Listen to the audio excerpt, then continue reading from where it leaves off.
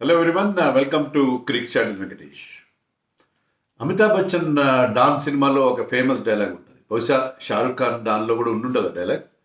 అదేంటంటే డాన్కు పకడ్నా ముష్కిల్ he Nahi నాముమ్కిన్ high. అంటే డాన్ని పట్టుకోవడం డిఫికల్టే కాదు, ఇంపాసిబుల్ కూడా అని చెప్పి. అలాగే మన టీమిండియా ఈసారి WTC ఫైనల్కి వెళ్ళడం డిఫికల్ట్ బట్ నాట్ ఇంపాసిబుల్.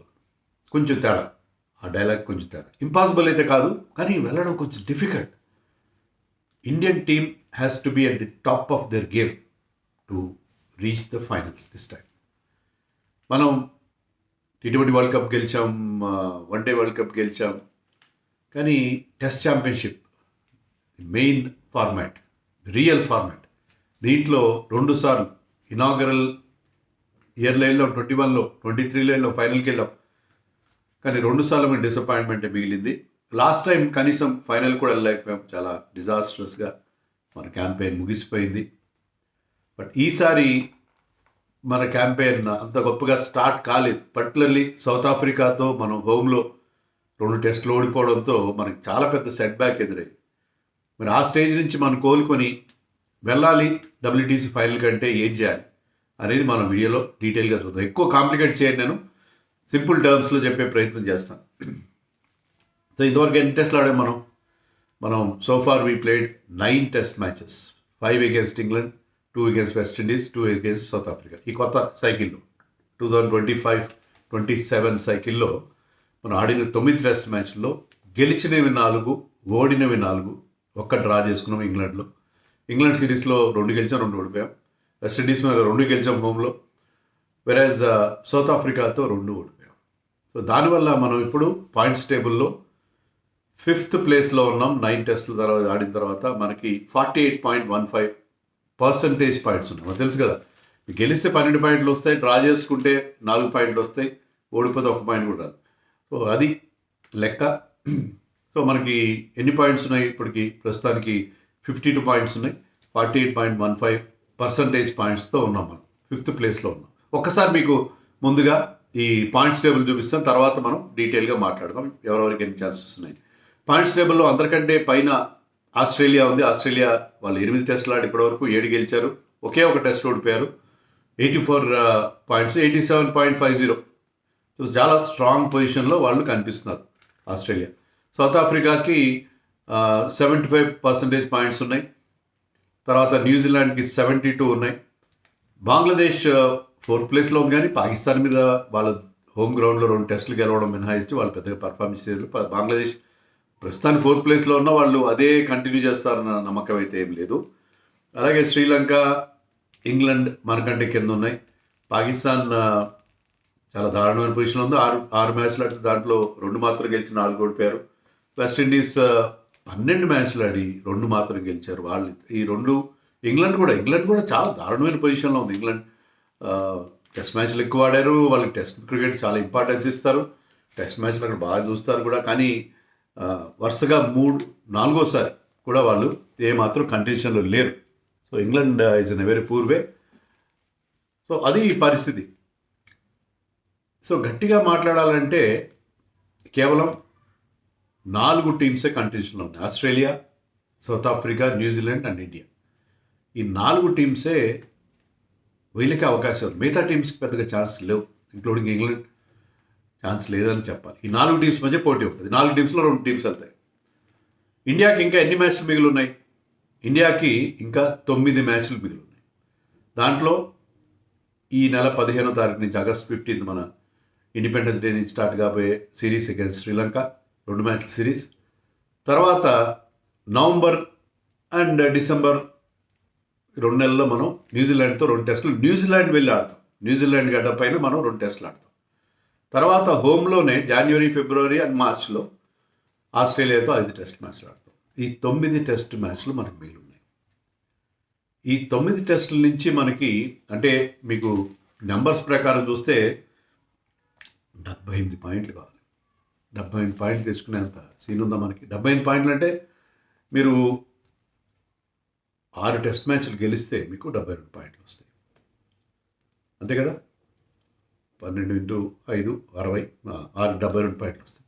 ఆ తర్వాత 2 డ్రాలు చేసుకున్నారనుకోండి, 2 డ్రాలు చేసుకుంటే మీకు 78 పాయింట్స్ వస్తే మనం మంచి స్ట్రాంగ్ పొజిషన్లో ఉంటాం. అది అప్పుడు మనకి ఎందుకంటే 60% ఉండాలి, పర్సంటేజ్ పాయింట్ 60% ఉంటే మీకు ఫైనల్కి వెళ్ళే ఛాన్స్ ఉంటుంది. 60% ఉండాలంటే మనం కనీసం 6 టెస్ట్ మ్యాచ్లు గెలుచుకుని 2 డ్రా చేసుకోవాలి. అంటే రిమైనింగ్ 9 టెస్ట్ మ్యాచెస్లో we can afford to lose 1 test match. లేదు మేము 7 టెస్ట్ మ్యాచ్లు గెలుస్తాం 2 ఓడిపోతాం ఉన్నా కూడా మనకి ఛాన్స్ ఉంటుంది. కనీసం 7 టెస్ట్ మ్యాచ్లు గెలవాలి. 7-2 2 టెస్ట్ మ్యాచ్లు ఓడిపోయి 7 టెస్ట్ మ్యాచ్లు గెలవాలి. లేకపోతే 6 టెస్ట్ మ్యాచ్లు గెలిచి 2 డ్రా చేసుకోవాలి. అప్పుడు మనం వెళ్ళే అవకాశం ఉంటుంది. 8 గెలిచామనుకోండి, 8 గెలిచి ఒక టెస్ట్ మ్యాచ్ ఓడిపోయినా కూడా హ్యాపీగా అప్పుడు ఇంకా చాలా స్ట్రాంగ్ పొజిషన్లో ఉంటే మనం వెళ్ళిపోతాం. అంటే ఇవన్నీ కూడా రిలేటివ్గా ఉంటాయి, ఖచ్చితంగా అబ్సల్యూట్ టర్మ్స్లో చెప్పడానికి లేదు. ఎందుకంటే మిగతా వాళ్ళ పర్ఫార్మెన్స్ కూడా దీనికి డిపెండ్ అవుతుంది. మిగతా వాళ్ళు ఎలా ఆడుతున్నారు, మనం ఎలా ఆడుతున్నాం అనేది కూడా దాని మీద ఆధారపడి ఉంటుంది. జనరల్ స్పీకింగ్ మనం కనీసం 7 టెస్ట్ మ్యాచ్లు గెలవాలి అవుట్ ఆఫ్ 9. లేకపోతే 6 గెలిచి 2 డ్రా చేసుకోవాలి. వర్షం కూడా ఉంటుంది. మన ఇండియాలో ఆడినప్పుడు వర్షం ఉంటుంది, న్యూజిలాండ్లో ఉంటుంది, ఇప్పుడు శ్రీలంకలో కూడా there is a threat of rain. మన వాళ్ళు ఆడిప్పుడు గాలి చేరుకున్న గాల్లో కొన్ని వర్షాలు కూడా పడుతున్నాయి, చిన్న వర్షాలు పడుతున్నాయి, పెద్ద థ్రెటనింగ్ రెయిన్స్ కాదు. సో అది కూడా మనం దృష్టిలో పెట్టుకోవాలి. డ్రా అయ్యే అవకాశాలు కూడా ఉంటాయి. ఒక 2 టెస్ట్ మ్యాచ్ డ్రా అవుతాయి. సో అట్లీస్ట్ 6 గెలవాలి, వీలైతే 7 టెస్ట్ మ్యాచ్లు గెలవాలి అవుట్ ఆఫ్ ది 9. ఇది మన ముందున్న టాస్క్. సో అందుకనే శ్రీలంకలో మనం ఆడుతున్న ఈ సిరీస్ మనం ఖచ్చితంగా గెలిచి తీరాలి. 2 గెలవాలి. అందుకే బుమ్రా కోసం మన వాళ్ళంతా తప్పించింది.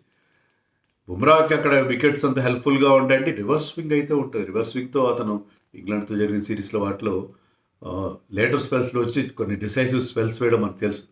సో ఇనీషియల్గా కూడా కొంత హెల్ప్ ఉంటుంది, డెఫినెట్గా ఉంటుంది. On day 1 Bumrah could be a handful. So Bumrah లేకపోవడం, బుమ్రా కోసం మన వాళ్ళంతా తప్పించుకోవడానికి కారణం ఏంటంటే బుమ్రా ఉంటే మనకి ఆ ఎడ్జ్ ఉండేది. ఎలాగైనా శ్రీలంకలో ఆ స్పిన్ ఛాలెంజ్ని ఎదుర్కొని 2 టెస్ట్ మ్యాచ్లు గెలవాలి. ఇక్కడ మీరు కనీసం ఒక టెస్ట్ మ్యాచ్ గెలిచి ఒకటి ఓడిపోయినా సరే మీ క్యాంపెయిన్ కుంటుపడుతుంది. అది కూడా కారణం చెప్తాను. సో ఇక్కడ వీలైనంత వరకు ఈ 2 టెస్ట్ మ్యాచ్లు గెలిస్తేనే మీరు బరిలో ఉంటారు. టెస్ట్ ఛాంపియన్షిప్కి వెళ్ళడానికి మీరు బరిలో ఉండాలంటే ఇక్కడ 2 టెస్ట్ మ్యాచ్లు గెలవాలి. డ్రా అయితే వర్షం వస్తే ఎవరు ఏం చేయలేరు. అంతా ఇప్పుడు ఒక రోజు మొత్తం పోయినా కూడా 4 రోజుల్లో టెస్ట్ మ్యాచ్ గెలిచే అవకాశం ఉంటుంది. ఇప్పుడున్న పరిస్థితుల్లో you don't require 5 full days to win a test match. So ఇక్కడ 2 టెస్ట్ మ్యాచ్లు గెలవాలి. That is the first priority that Indian team has on it's hands. ఎందుకంటే న్యూజిలాండ్లో మనం 2009లో ఆఖరిసారి ఒక టెస్ట్ మ్యాచ్ గెలిచాం. Can you believe this? అంటే అప్పటి నుంచి ఆడినవి మనం చాలా తక్కువ సార్లు వెళ్తాం, తక్కువ టెస్ట్ మ్యాచ్ ఆడతాం.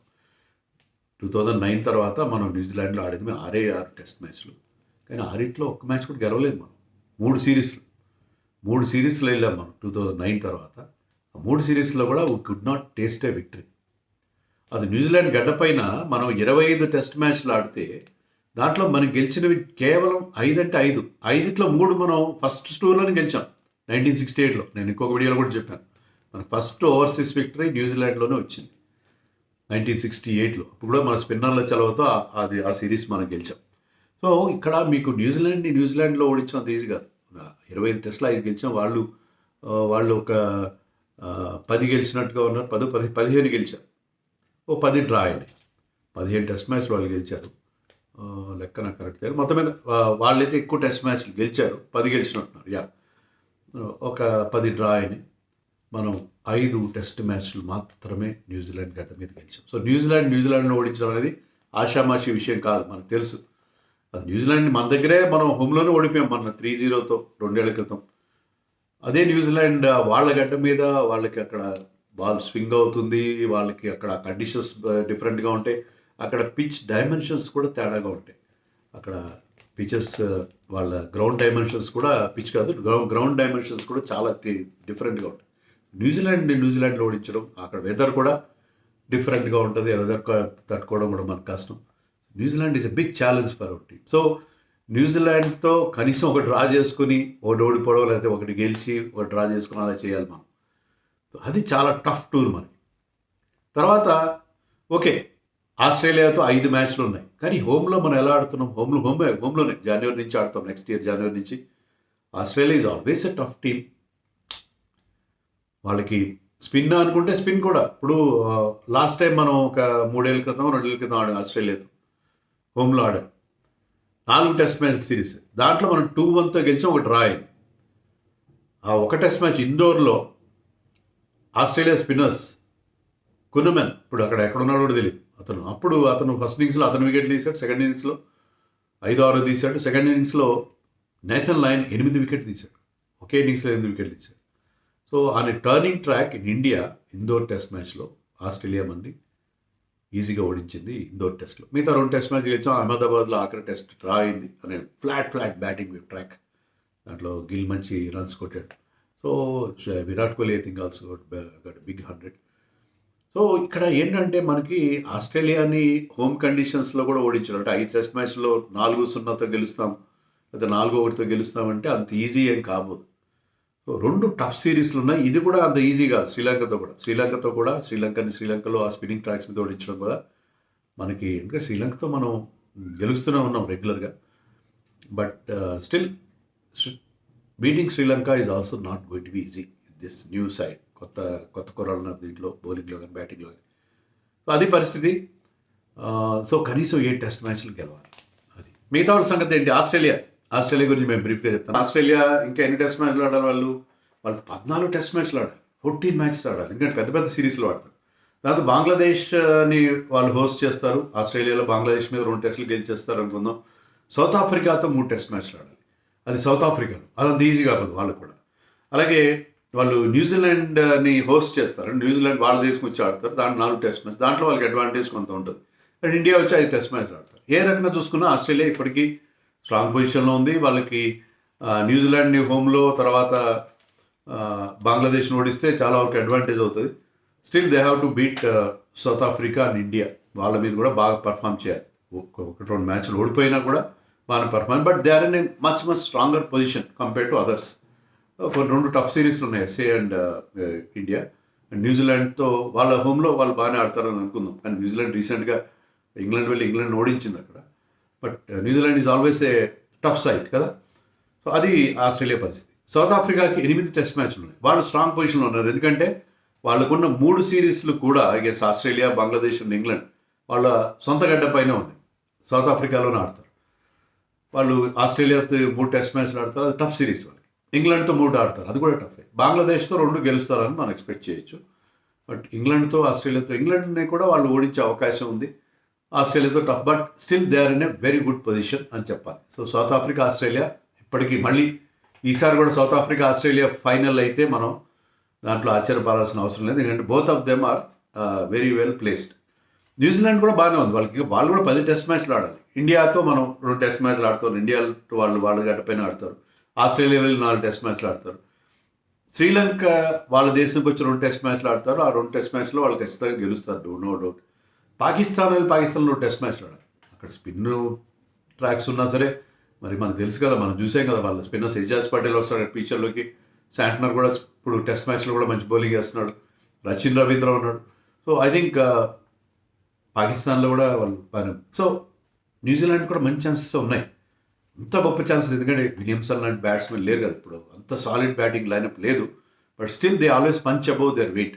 So Australia, South Africa, New Zealand strong పొజిషన్లో ఉన్నాయి. ఇండియా ఇవన్నీ లేకుండా ఉండాలంటే you win 7 test matches out of the remaining 9 and you will be almost through. కానీ ఆ 7 టెస్ట్ మ్యాచ్ గెలవడం ఇండియాకి అంత ఈజీ కాదు. కానీ నేను చెప్పినట్టుగా అది డిఫికల్ట్ బట్ నాట్ ఇంపాసిబుల్. ముష్కిల్ హై మగర్ నా ముమ్కిన్ నహి అని నేను అనుకుంటున్నాను. మరి మీరు అనుకుంటున్నారు? కామెంట్స్లో చెప్పండి.